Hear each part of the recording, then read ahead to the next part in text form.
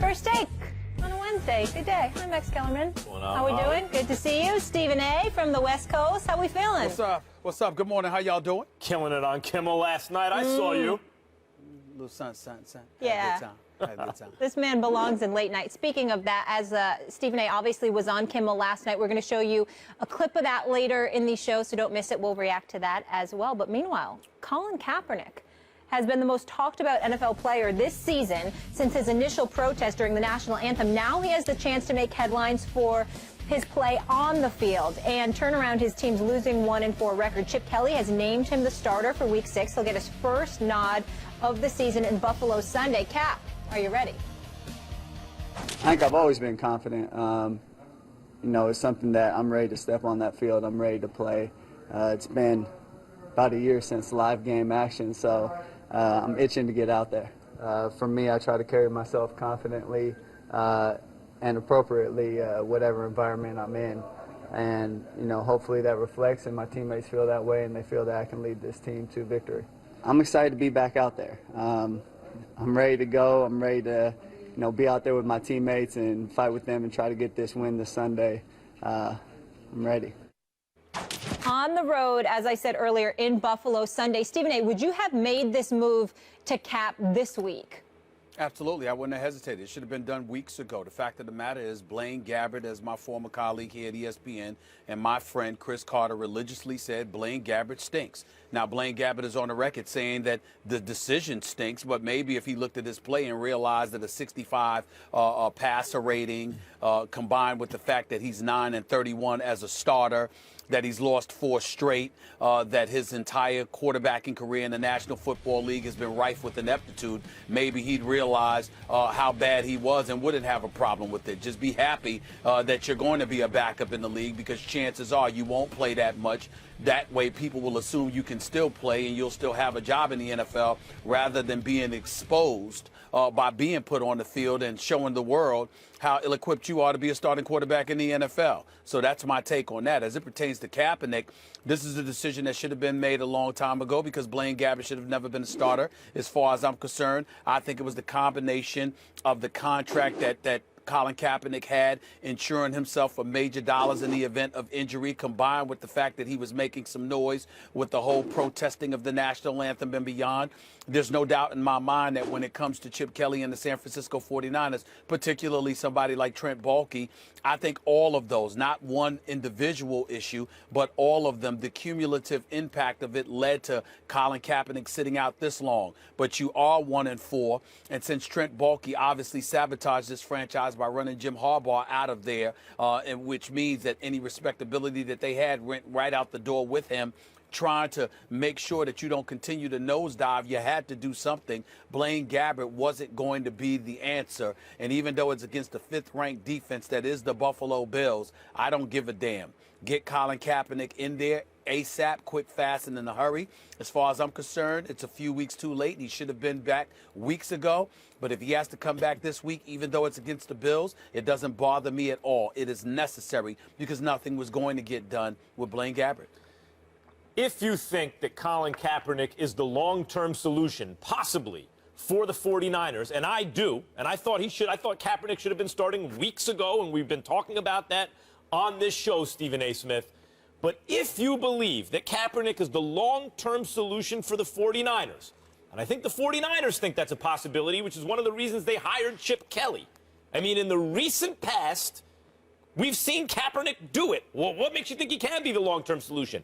He just did it. Took him to a Super Bowl. One throw away from taking him to consecutive Super Bowls. So what are you saying, Max? I'll worry about what I'm saying. If you believe... Well, I'm waiting. That could... I know you don't talk for 5 straight minutes and then say you're waiting now. I'm waiting for your answer. If you believe that Kaepernick can be the solution, then you do not play him against the Buffalo Bills. And the reason you don't play him against the Buffalo Bills is you have to ask yourself, what is your short-term incentive versus what's your long-term incentive? That is ridiculous. If the idea is that Chip Kelly and the 49ers believe that we just got to worry about this game, that's the nature of the NFL, let's get him out there, then fine, you start Kaepernick now, even if you get disastrous results. But if you believe that the Niners, when they hired Chip, had a plan for Kaepernick. We can rehabilitate this situation. Let's not forget that the reason Kaepernick started to regress, it seems to me, and to many, is that the Niners had good intentions. Wow, as good as he is now, can he get even better if we change certain things? And the answer was no. He was as good as he was going to get. And you know what? That was plenty good enough. And he has to go back to being that guy. So they hired Chip to do just that. Chip studied him when he was at Nevada. He looked at Kaepernick because he's the kind of quarterback that, Chip wanted to play with. And so now they got him. Now, when they hired Chip, Kaepernick started talking about he wants a trade. Probably lost the locker room at that point. They said he had a dead arm. Probably code for he's hurt. If he's healthy now, and partly as a result of his courageous, in many respects, stance or sit and then knee, in regards to the national anthem, if that helped him rally parts of the locker room now around him and he is ready to play, then great. But don't start him against a team that has hit more quarterbacks than any but 2 in the entire NFL, even if it's on 10 days rest on the road. You want to get them off on the right foot. It's not about this season. The Niners ain't going to the playoffs. They're not good. But if Chip wants to save his job, if Kaepernick wants a career, if the Niners want a franchise quarterback going forward, who, after all, they have contractual obligation to anyway, then you want what's best for Kaepernick and the team over the long haul of this season, not right now. And that is Tampa Bay at home, not Buffalo on the road. Max Kellerman, the only thing you said there that makes any sense is the fact that you said none of it, actually, other than this one point that I'm about to bring up. If he were not healthy enough.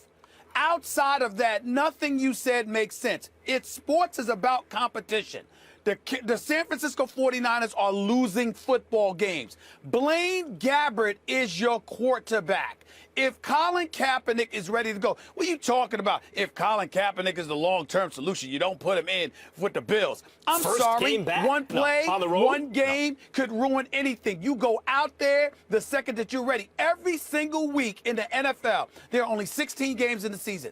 Every single week in the NFL, your best players, your best options should be out there if healthy enough to be out there.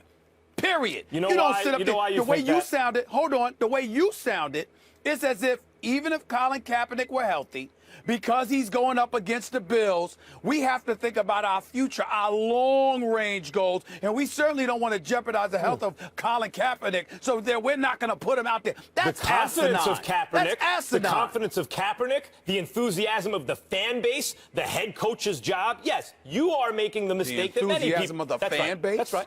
Did you mention the fan base and Blaine Gabbert in the same sentence? How long has Blaine Gabbert been better than Colin Kaepernick? Has he been better than Colin Kaepernick the last couple of weeks? I don't ever recall him being better than Colin Kaepernick. But Kaepernick over the last several weeks has been a better option than Blaine Gabbert, and yet he hasn't started. There are more considerations than just the game that week. If that was the only consideration.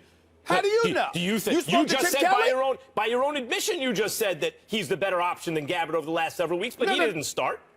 No, I'm talking about the other options that you said was probably being considered. I'm saying, how do you know? Conventional wisdom in the sport of professional football, you put your best players out there, the guys that give you the best chance to win week to week. You don't look towards 8 weeks from now. You don't look towards next season. You look towards every single week. Some franchises do that don't always make the best decisions. You're making you are confused in the same way many football fans and some franchises are confused. You're confusing the team with the franchise. The team is the current iteration of the franchise. That's this week's game. The franchise is the thing that's still going to be there. And if the franchise thinks that they may have a franchise quarterback who can play for a coach that they just hired to coach this guy, and they think that's a long-term solution, given the fact that we all know the Niners ain't going anywhere this year, make the best choice for the franchise. How do you know that if you're the 49ers and it's week 3 or it's week 4, whatever the case may be? I'm saying you didn't even need to wait until you were 1-4